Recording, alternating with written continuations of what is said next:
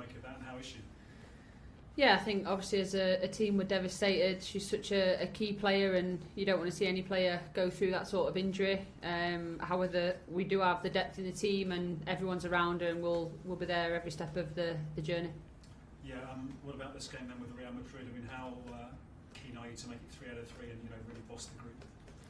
Yeah, definitely. I think we take it game by game, and we just want to keep showing our dominance, keep progressing as a team, and keep developing, but ultimately get the job done and get the win, and keep proving ourselves in Europe.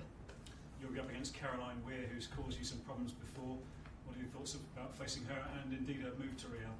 Yeah, she's a wonderful player. I think she's gone to a new level since being out there, and I think everybody knows her technical ability and the magic that she can perform. But equally, we're just focusing on ourselves. We know their threats, but equally we know ours, and we're just ready for the game. You're going to make it 10 wins out of 10, hopefully. I mean, how good is this Chelsea team playing right now? Yeah, we're in great form. I think most importantly, everyone's just enjoying their football and playing with smiles on our faces. And I think just keep proving that we're here for business. And each season we want to progress, we want more trophies, but we know that there's a process in doing that. So it's like I said, it's game by game. But we're really excited, and everyone's raring to go. I mean, it's back to Kingsmeadow. Emma was making some interesting points about playing on a bigger stage and growing the women's game at the weekend. How much do you agree with what she said about women's football needing a bigger stage, bigger stadia, and bigger ticket pricing? I think it's the next step. I think we've seen how much the game's progressed and how we're leading the way, and I think that's something that this club does. I think it's something that Emma does, and we have to keep moving and keep building and progressing, and going to bigger stadiums is the next part for me. And we absolutely love playing at the Bridge and the fans going there and the excitement that comes with that, and I think we're ready for that. So hopefully we can see more games there. Thanks so much. Thank you.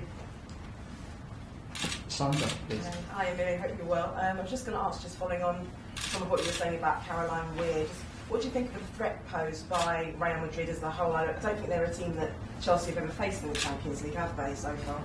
No, I think obviously aggressive, great energy, great attacking presence. So I think we've got to be switched on defensively. But it's going to be an interesting game. I think it's going to be feisty, and certainly one that we're ready for. And the last time you played at Kingsmeadow, obviously with Lasmia, they got heavily beaten, but their away support was quite lively. I mean, what are your thoughts of having more away ends, both in Europe but then domestically as well, just having that kind of raucous atmosphere in terms of, it certainly didn't affect Chelsea's performance.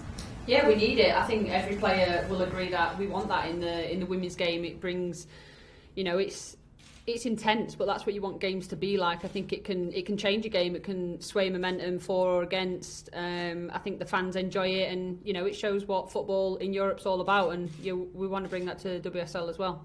Obviously, you scored against PSG, and you've had so many clean sheets, including the 2 in this competition so far. I mean, how do you feel about your form, and have you set yourself kind of like goal scoring target for Europe, or is it just about the wins and getting Chelsea as far as possible ideally to the final? I think I'll leave the goal scoring chart to Sam. I'll let her set her targets, but for me it's just as long as the ball's in the back of the net.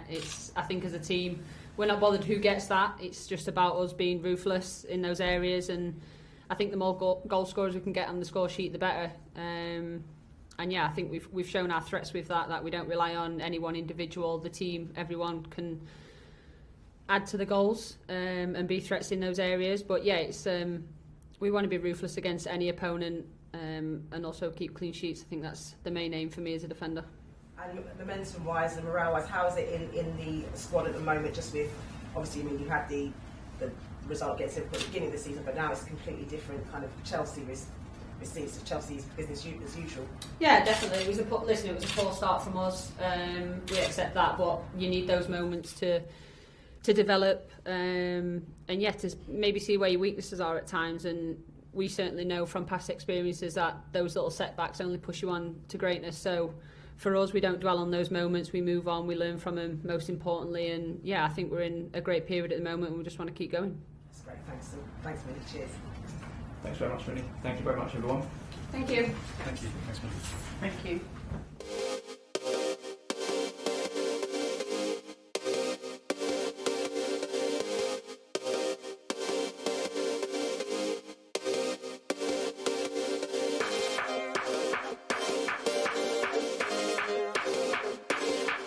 Joined by Emma Hayes.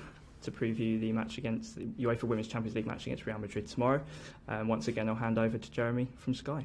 Hi, Emma. Hey. Pernille Harder, obviously, it's a really bad injury. How is she, and how long realistically will it take for her to come back from this? I mean, that's a huge blow for her and for the team. She was having, I think, a fantastic impact and had really settled into the side this year. No medical staff member will ever put a timeline on that type of surgery because it all depends how she responds once it settles down. But I could say that I can't see her playing, anytime soon. So I think for us, we just need to support her in the best way we can. And as Millie mentioned, we do have the depth to be able to cope with that. Not that you can replace Pernille Harder. She's an outstanding player and person, and I know that certainly the whole team is rallying around her.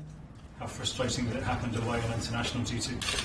Yeah, very frustrated. I think I've made it clear player welfare needs looking at for the players. I mean, Erin Cuthbert went away with Scotland, played a game on Saturday, and then they played her again less than 48 hours later on a Monday.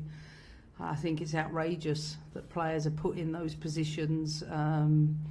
And yes, there have to be an international calendar, and yes, I know there's going to be changes so that they could perhaps be with international for longer periods and then with their club for longer periods, because it's really the travel and the in-between that causes a lot of the problems, I would say. And for someone like Pernille, she always wants to do everything, and it's not the fault of anybody. Sometimes with these injuries, they come, for many different reasons. But I certainly feel that players playing in World Cups, European Championships, being given 2 weeks rest in between seasons is unacceptable for them. Like, forget clubs and countries. Like, we need to start putting the players first. Sure, yeah. So what about Real? It's 2 out of 2 so far, but this looks like a match to decide who wins the group. Would you agree with that? I'd say after last year, I don't take anything for granted, and I think a team we haven't played before, slightly different, I think, in their style compared to Barcelona and Atletico Madrid. But I think they're a team that will look to be comfortable, especially on the counter. They've got threats out wide. Whether she plays the 9, whether she plays an inside 7-11. I think in Castillo they've got a great 1v1 player. But like Millie said, like for us, our focus and attention is on ourselves, and we've become accustomed to being the favourite in every situation, and I think the team feel very driven by improving our details. And I think building on Sunday, I thought it was a really good performance from the team. It's just we've got that little bit of momentum, and we're playing at home, and nothing beats playing at home. Does Caroline Weir evoke bad memories of the Conti Cup final? No, but she's a clever player, and if she plays as a false 9, she's going to overload the midfield, which I think she will do. If she plays as a wide 7-11, she's going to come inside so their fullback can bomb on. She's a player that will play in pockets very well. So there might be times our back 4 might have players on the outside shoulders but no one on the inside spaces. So we have to be calm about that, not get drawn and dragged into areas. But we know what we can do against them, and our focus and attention is making sure we hurt them as much as possible. It's back to Kingsmeadow. Is there any reason this match couldn't have been at Stamford Bridge like it was at the weekend? We had conversations with the club about this. I think selling out Sunday and then doing the same on Wednesday, I don't want 5,000 turning up. I think it's smart for us to pick the right games, and picking PSG during a Christmas week when kids are not at school, when people might not be at work, is the right opportunity to do it. And I think you're playing in big stadiums. I think you have to prepare properly to pick the right opponent in the right timing so that you can, as I said, there's a business cost to doing it. And while we might, in some games not sell out Kingsmeadow, and they might not be games that are, as easy to sell, that we stay at Kingsmeadow like many clubs will do across the WSL. But I think for the big games, big opportunities, that at least, certainly the top clubs will look at opportunities to play more and more, I think, in big stadiums. and Sunday obviously was a triumph, wasn't it? And you Yeah. made some comments about the game needing to grow. I mean, what kind of reaction have you had to what you were saying at the weekend? Don't know, I don't look at it, but I know for me it's about the logical steps. I've always felt that £9 to attend a top women's match, you don't pay that to go to the theatre, you don't pay that to go to any top sporting event, and I don't want women's sport to be sold short. I don't want to make it difficult for people to come, but I also think it's at a point where if you want the best league, we attract the best players to that. It's a massive product. You don't go to a concert or the opera or the theatre or anyone else for that matter and pay £9.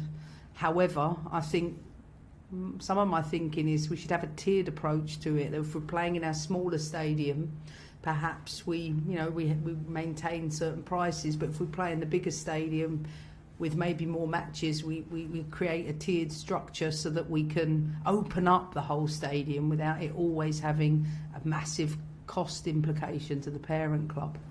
Sure. Just on Sam Kerr, she's in a really hot streak right now. I mean, what do you make of her scoring exploits? I expect nothing less. I think she's the best, and by that I mean the best.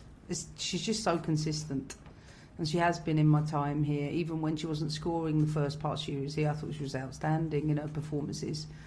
She's got great resilience and resolve. I think her biggest strength is, she trusts her teammates. She wants that reciprocated, and they do that by providing it with the service she gets. But she's a joy to watch, and I certainly think she's finding another level in her game. Erin Cuthbert been talking much about that goal? Do you know what? No. I haven't seen her, so I think I've managed to, keep that one a little bit quiet and waiting for it. But we did some clips this morning around some other pieces of her game, and as I said before, she's so receptive to go up another level. I'm just looking forward to really improving her as a central midfielder, and one which I know she loves playing in, and I'm looking for the next levels from Erin. Just finally, Emma, what have you made of the first few days of the World Cup and England's 6-2 wrong yesterday? It's the only game I've watched. I thoroughly enjoyed it. Really, really, I thought from start to finish, we were outstanding. Always, don't want to concede goals, but I think when you're that comfortable, sometimes those things happen. So I haven't had any time. The kick-off times mean I don't even know the results from today. Argentina have lost to Saudi Arabia. See what? Really? Wow.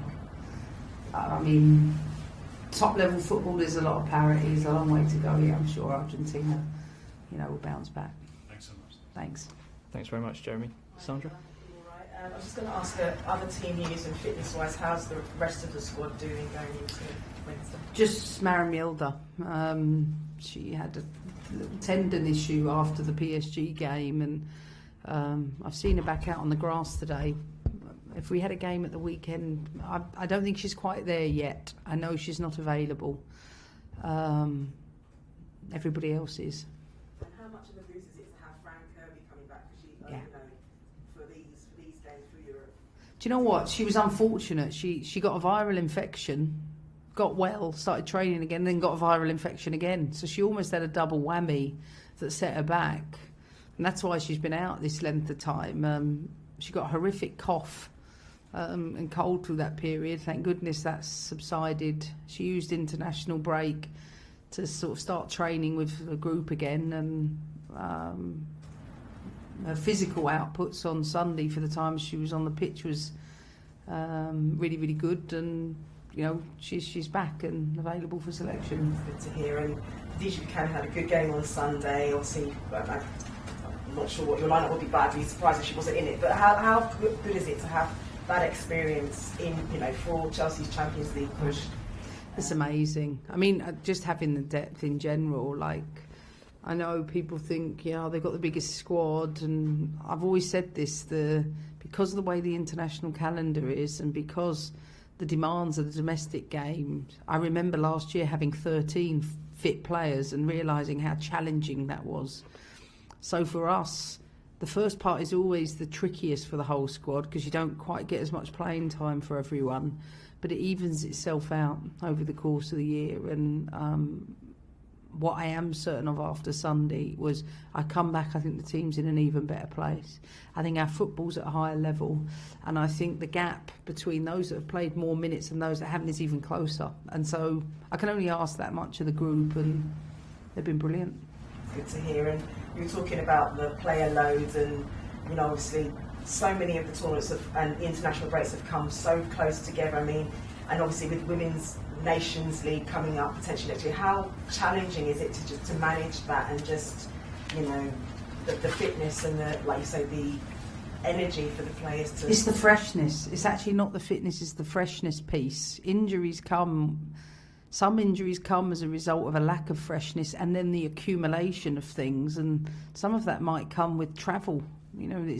But it's not that I don't understand Sweden going to Australia. They have a World Cup there, they have to prepare for that, but it's a long way to go. I think FIFA, UEFA's ideas going forward to almost have like 3-month block, then an international camp that's 2 weeks, 2.5 weeks, rather than just lots of little chunking. Because for me, it's the travel that's a big problem. Then you get in and let's say, I don't know, a player gets to recover here, then have a day off. The National Association might have they train the next day. So all of a sudden, a player's habits or how they recover from game varies. And that could be so disruptive. So national associations want more training time and more games. We want more time with the players between the blocks. So it makes more sense for me to almost go August, September, October, November, or maybe the first part. No international camps. Then November, slightly longer. Then nothing again, but slightly longer at another period. So they're doing less, but the same. If you know what I mean. It's killing the players. It's really. I'm not talking on behalf of my own. I mean across the board. Look at the injuries in the women's game. Injuries, and then if, like, for example, Miedema got COVID during the Euros, and then you're coming back to the start of the season and having to qualify for a Champions League. Why? I always said that before. Why do Arsenal and Man City have to qualify there? Why aren't we having it almost mirroring the men's Champions League competition, and the players get the much deserved rest they need?